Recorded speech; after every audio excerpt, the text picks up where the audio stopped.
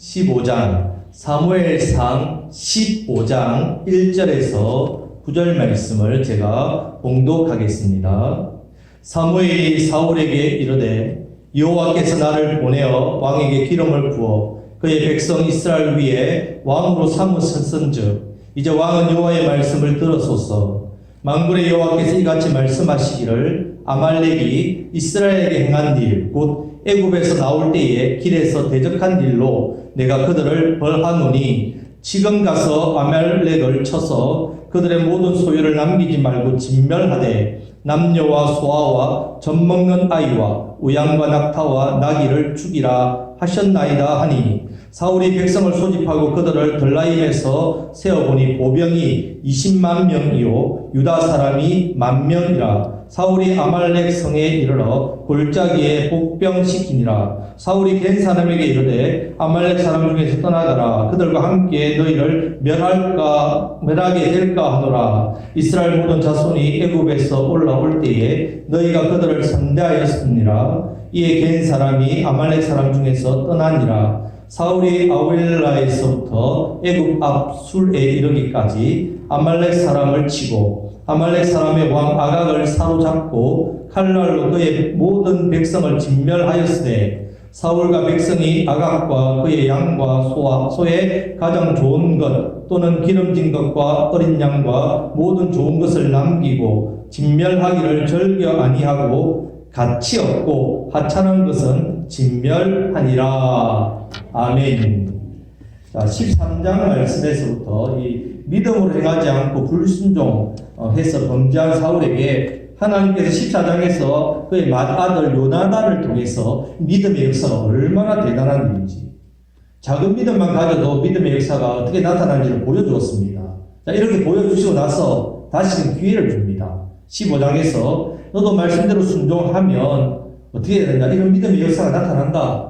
그러니까 말씀대로 순종하기만 하면 이제 사울은 됩니다. 자, 그런데 결론적으로 말하면 오늘 본문에서 사울은 너무나도 힘없이 무너지고 있습니다.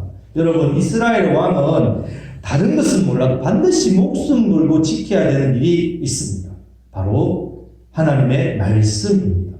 자, 이 부분에 대해서 이미 모세오경 신명기 17장 17절에서 20절 말씀 이미 말씀해 주셨습니다. 그가 왕위에 오르거든 이 율법서의 등사본을 레위 사람 제사장 앞에서 책에 기록하여 평생에 자기 옆에 두고 읽어 그의 하나님 여호와 경외하기를 배우며 이 율법의 모든 말과 이 규례를 지켜 행할 것이라. 그리하면 그의 마음이 그의 형제 위에 교만하지 아니하고 이 명령에 쓰거나 자로나 우로나 치우치 아니하리니 이스라엘 중에서 그와 그의 자손이 왕위에 있는 날이 장구하리라. 제일 중요한 겁니다. 이미 하나님 약속하셨단 말이에요. 자, 사무엘의 설교에서 이 부분을 강조했습니다. 그리고 왕을 세우는 즉위식에서도 이 부분을 강조해서 말씀했습니다. 자, 무엇보다도 왕으로 선택받은 사람, 이 사람 반드시 말씀대로 순종해야 됩니다. 말씀대로 나라를 이끌어야만 나라가 굳건해지고 백성들이 복을 받게 됩니다. 대적들을 이기게 된단 말이에요. 망하지 않게 됩니다. 그런데 그렇지 않으면 이스라엘의 왕이 있든 없든 간에 아무리 왕이 대단한 능력을 가졌던 간에 쫄딱 망한다. 망하게 되어 있습니다. 자, 이렇게 하나님께서 말씀을 주시고 난 뒤에 어떻게 하신댔습니까? 말씀대로 순종하는지 안 하는지 어떻게 해요? 달아보신다고 했습니다. 자, 사울은 합격했습니까? 불합격했습니까? 불합격했지요. 자, 부득이하게 그렇게 했습니다. 예, 이유를 했죠. 사정을 했단 말입니다. 하지만 사무엘이 하나님 통해서 듣는 말씀, 사정을 파우치지 않고 어떻게 이야기합니까? 내가 망령되게 행하였다. 하나님 버렸다. 네가 하나님 말씀을 버렸기 때문에 하나님께서도 왕을 버리신다. 그리고 신실한 하나님 맞는 마음에 맞는 사람을 세워서 이 이스라엘의 지도자로 삼겠다. 그렇게 하셨답니다. 자, 그러면 이제 끝난 거 아닙니까? 끝났지요. 사울을 버렸으니까. 하지만 여러분, 하나님께서 사울에게 또 기회를 줍니다. 자, 대학 시험, 여러분 대학생들 대학 시험을 치시는데 고등학교 시험에 없는 게 있습니다. 대학 시험에는 바로 제시가 있습니다. 제시. 다시 시험을 볼 수 있는 제시가 있다. 자, 하나님께서는 자비로우신 분입니다. 그래서 한 번 내가 잘못했다고 해서 끝난 게 아니라 다시금 기회를 주시는 하나님이십니다. 그리고 이제는 사울이 더 순종할 수 있도록, 잘 순종할 수 있도록 여건이나 상황까지 아주 좋게 만들어 주십니다. 여러분, 지금 이 15장 사건은 사울에게 있어서는, 사울의 생애에 있어서 가장 큰 복을 얻을 기회입니다. 사울의 그 인생 가운데 가장 중요한 때란 말입니다. 만약에 여기서 순종해서 합격했더라면 하나님 말씀대로 영원토록 그의 왕위가 지켜지실 것이고 영원토록 복을 받게 된다는 말입니다. 그런데 사울은 불순종해서 영원히 버림받게 됩니다. 성도 여러분, 자, 그럼 왜 사울이 이 중요한 기회를 놓치겠습니까? 왜 이 중요한 기회를 놓쳐버리고 하나님 말씀에 불순종하는 그런 사람이 되었는지 그 이유가 있다는 이유. 그 이유를 우리가 알아야 됩니다. 저와 여러분들도 말씀대로 순종하지 못하는 이유가 다 있습니다. 비슷하단 말입니다. 그래서 오늘 본문 말씀을 거울 삼으십시오. 거울로 비추셔가지고, 아, 내가 말씀 순종이 이렇게 안 되는 이유가 있구나. 그러면 내가 말씀 순종을 이렇게 해야 되겠구나. 그렇게 해서 말씀 신앙으로 더욱더 굳건해지셔야 됩니다. 그래야지 내 삶에 내 신앙의 열매가 복이 있다는 말이에요. 믿음의 역사가 나타난다는 말입니다. 자, 이 은혜와 복을 누리시기를 축복합니다. 자, 1절 말씀을 우리가 다 같이 읽겠습니다.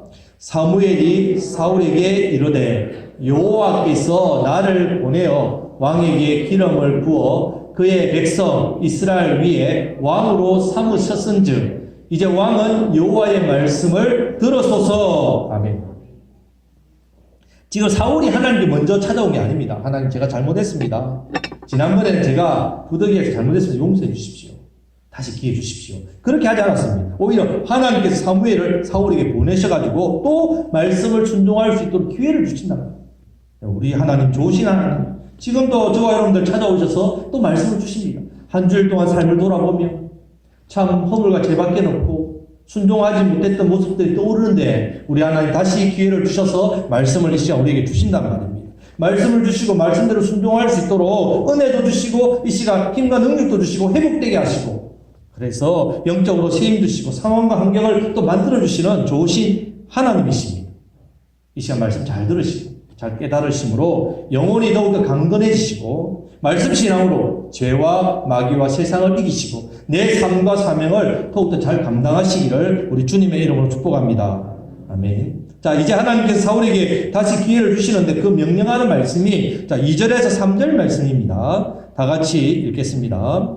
만군의 여호와께서 이같이 말씀하시기를 아말렉이 이스라엘에게 행한 일, 곧 애굽에서 나올 때에 길에서 대적한 일로 내가 그들을 벌하노니 지금 가서 아말렉을 쳐서 그들의 모든 소유를 남기지 말고 진멸하되 남녀와 소아와 젖먹는 아이와 우양과 낙타와 나귀를 죽이라 하셨나이다 하니. 아멘. 자, 하나님께서 사울에게 다시 주신 기회가 뭐냐? 아말렉을 진멸하라는 명령입니다. 심지어 가축까지, 젖먹는 아이까지 다 죽이라고 합니다. 그럼 어떻게 하나님께서 이렇게 무자비하신 명령을 하실 수 있단 말입니까? 우리 하나님은 출애굽기 34장 6절에 보면 자신을 소개할 때에 자비롭고 은혜롭고 노하기를 더디하시는 인자와 진실이 많으신 하나님이시다, 이렇게 자신을 소개하십니다. 근데 왜 이렇게 무자비하신 명령을 하시겠습니까? 자, 여기서 사울이 하나님 말씀대로 순종하지 못한 첫 번째 이유가 나옵니다. 바로 하나님 말씀을 제대로 알지 못하고 있기 때문이었습니다. 그래, 하나님 말씀에 대한 중함, 이것을 모르고 말씀을 아주 가볍게 여기는 거예요. 가볍게 생각하고 있기 때문에 불순종합니다.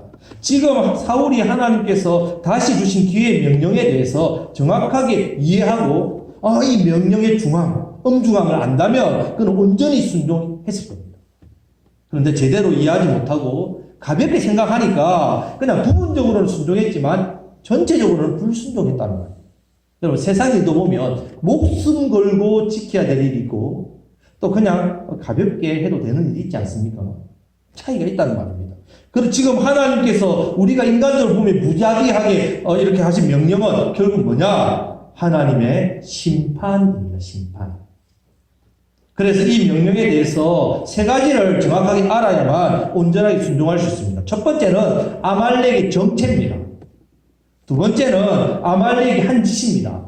세 번째는 하나님의 맹세입니다. 맹세. 이 세 가지를 알아야만 온전한 순종을 할 수 있습니다.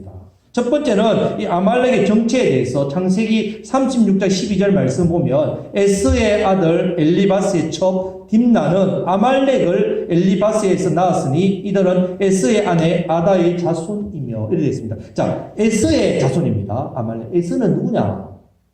하나님을 버린 세상이란 말입니다. 하나님을 의도적으로 버렸습니다. 에스가. 버렸다는 말입니다.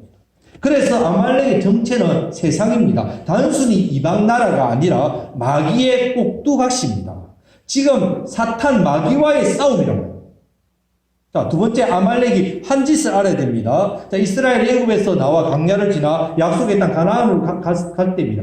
수백만의 사람이니까 이 수많은 백성이 행군하는 길이기 때문에 길이가 엄청나게 길답니다.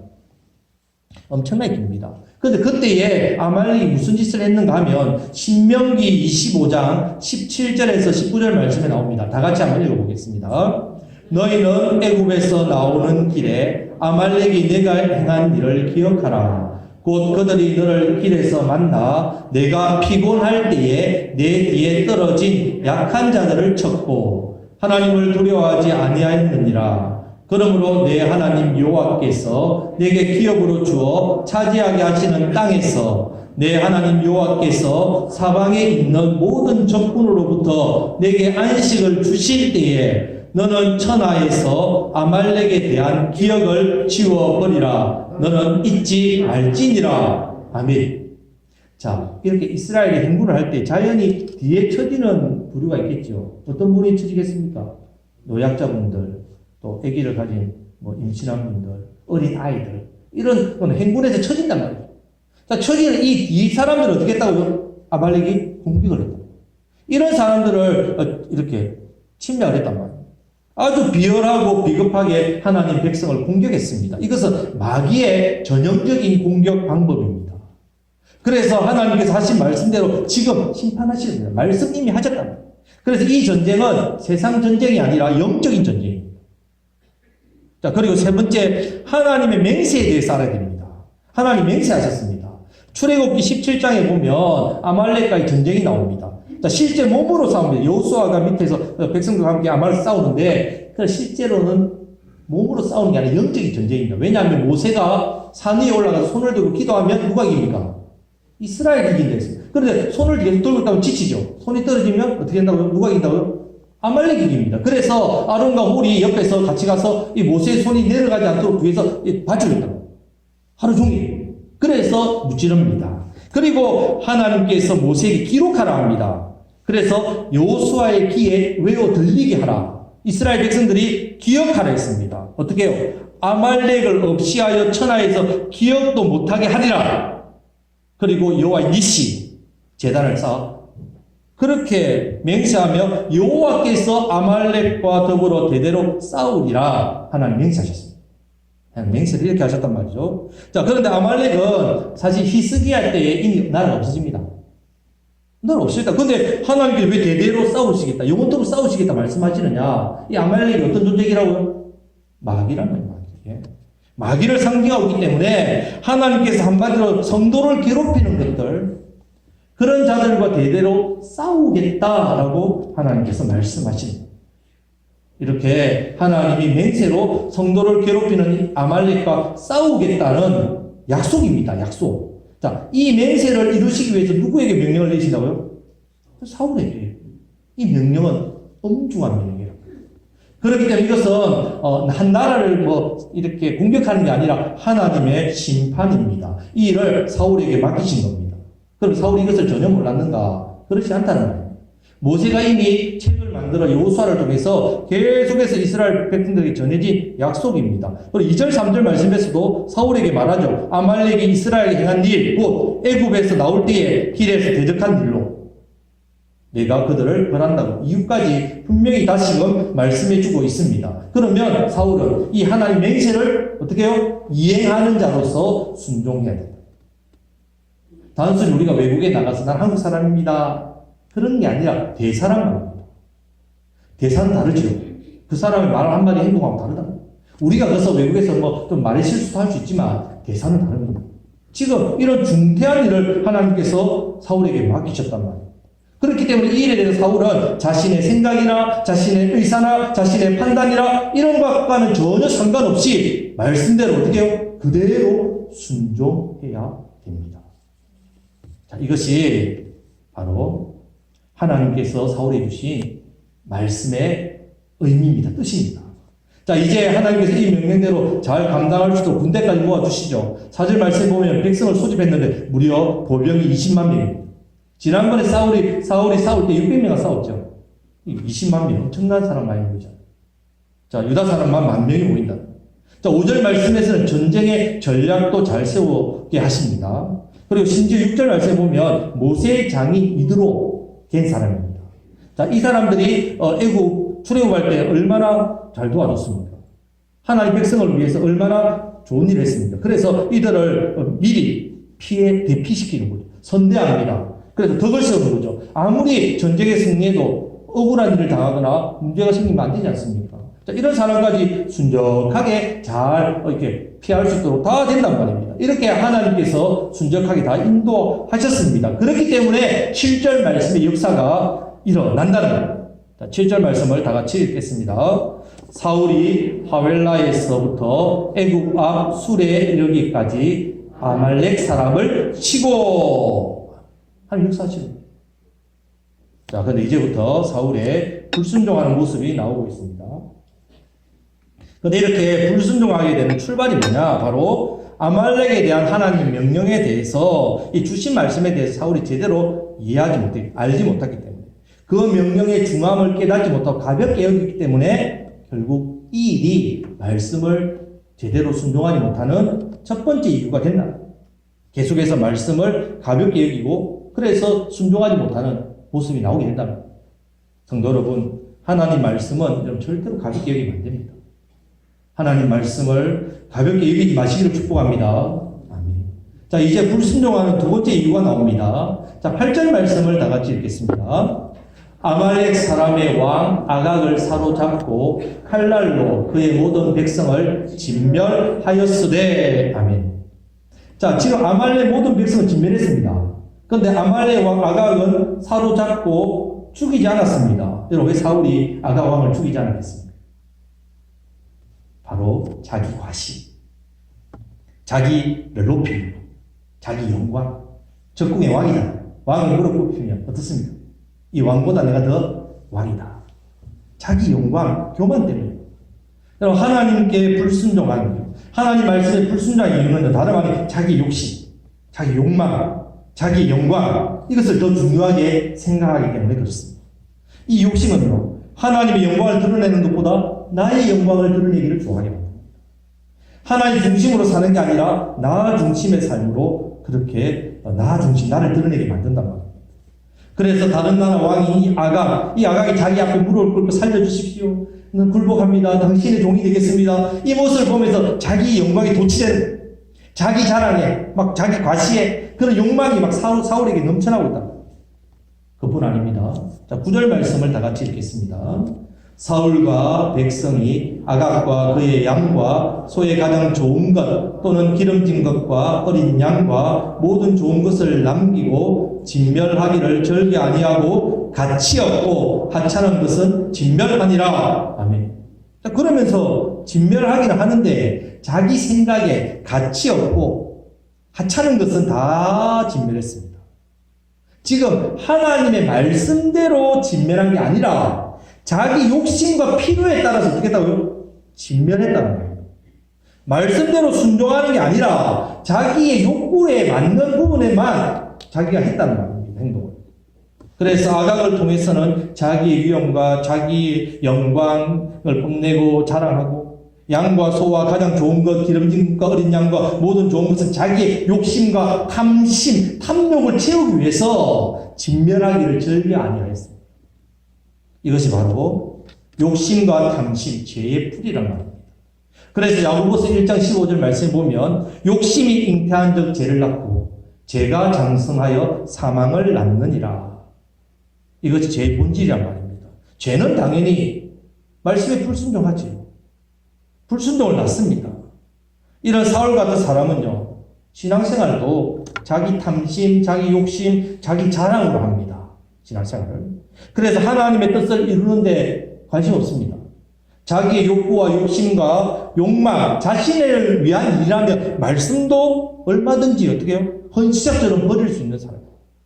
뿐만 아니라 자기한테 필요한 것이라면 하나님 말씀도 듣고 깨달으려고 하고요. 자기의 어떤 욕망을 채우는 것이라면 순종하는 척도 하고요. 하나님 앞에 기도도 간절하게 합니다. 하지만 실제 삶을 보면 여전히 변화가 없습니다. 여전히 죄악된 삶을 산다. 성도 여러분, 자, 우리가 하나님의 복을 받고 은혜를 받는 사람인지 아닌지, 아니 내가 참 성도인지 아닌지 맞는지 쉽게 판단할 방법이 있습니다. 내 스스로 자가진단을 해볼 수 있다. 바로 사울처럼 내 욕심과 탐심과 탐욕 때문에 내가 하나님의 말씀을 저버리고 사는지, 아니면 내 욕심과 탐심보다 하나님 말씀을 더 중요하게 여기면서 말씀대로 내가 순종하고 사는지, 그걸 자가진단해보면요 금방 확인할 수 있습니다. 들을 귀 있으신 분은 성령님이 하시는 말씀을 들으시기를 축복합니다.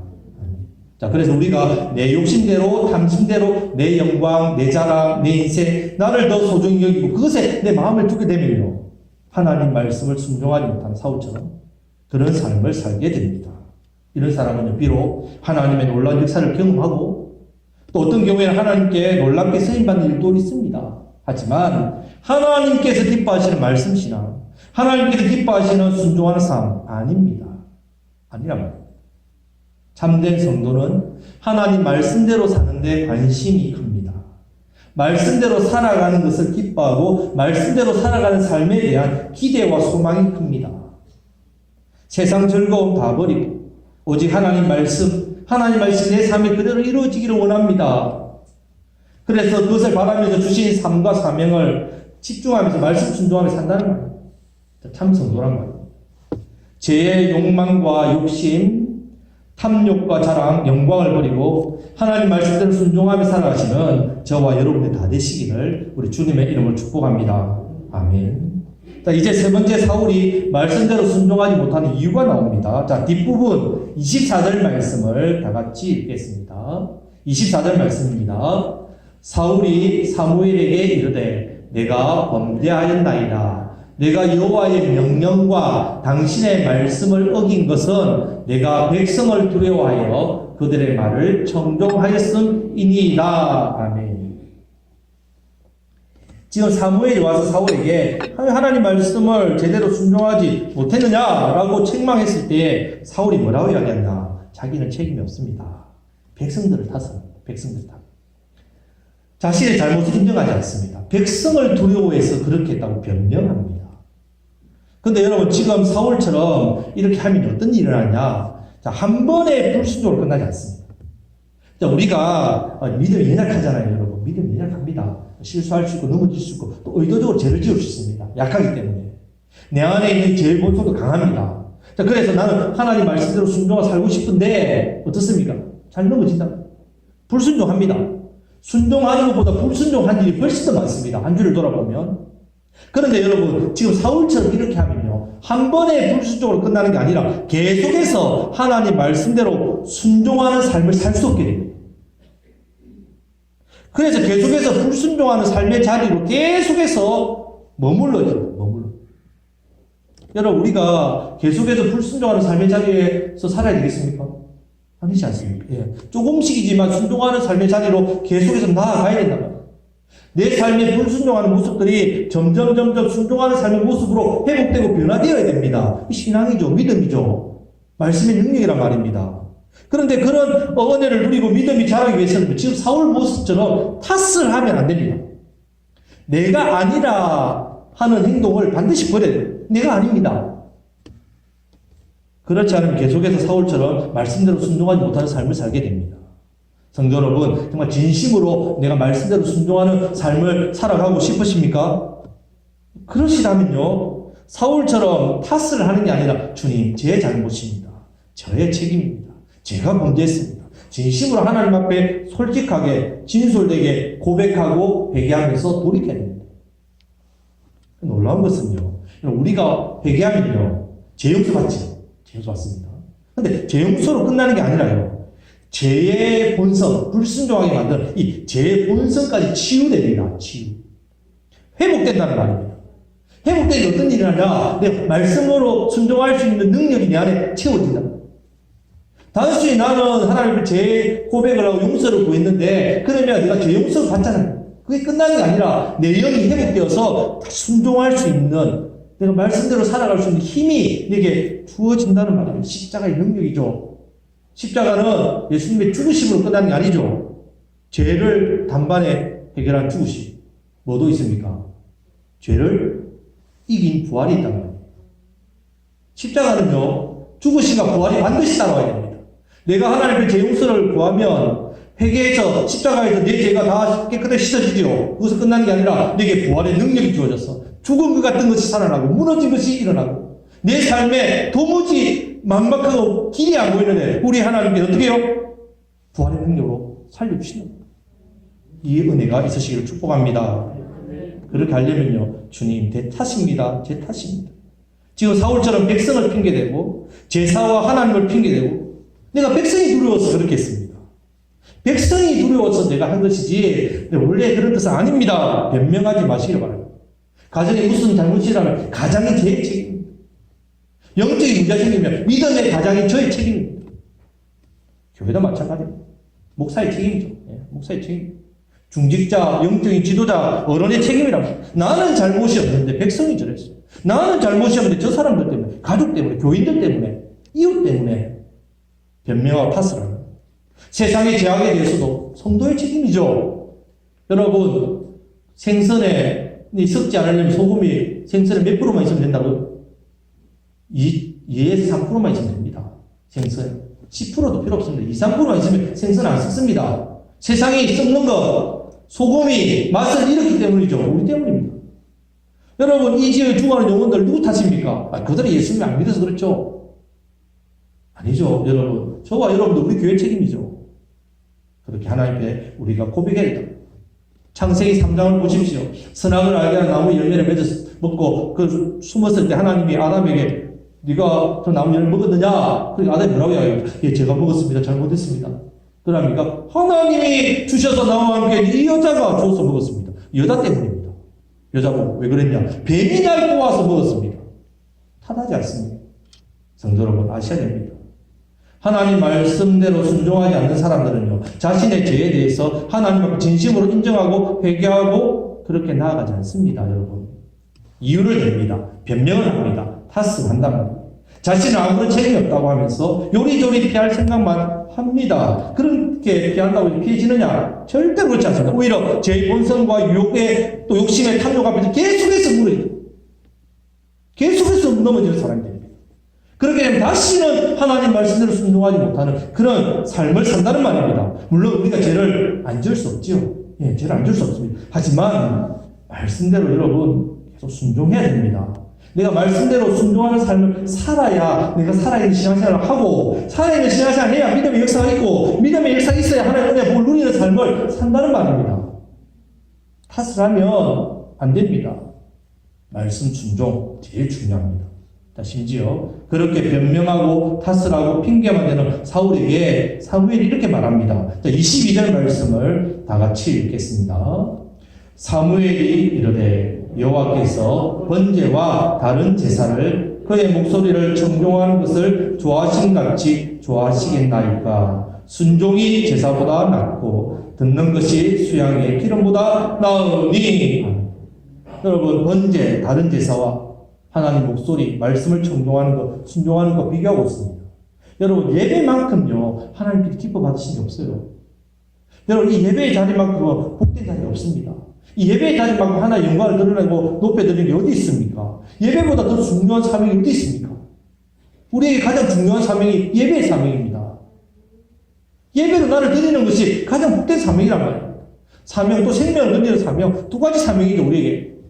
가장 중요한 사명입니다. 그런데 여러분, 이 예배만큼 하나의 놀라운 은혜와 복이 부어지는 거 어디 있습니까? 세상에 없다는 말입니다. 그런데 왜 순종하는 것이 제사보다 낫겠습니까?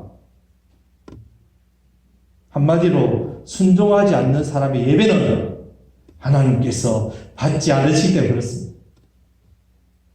순종하지 않는 사람의 삶의 예배는 하나님 받지 않습니다, 여러분. 불순종하는 사람의 기도는 하나님 듣고 응답하지 않는단 말입니다. 그래서 우리에게 순종이 제사보다 낫다라고 이렇게 우리에게 말씀하시는 겁니다, 여러분. 성도 여러분, 하나님께서는 순종의 삶이 바탕이 된 예배를 받으십니다. 예배가 아니라 삶을 받으신다.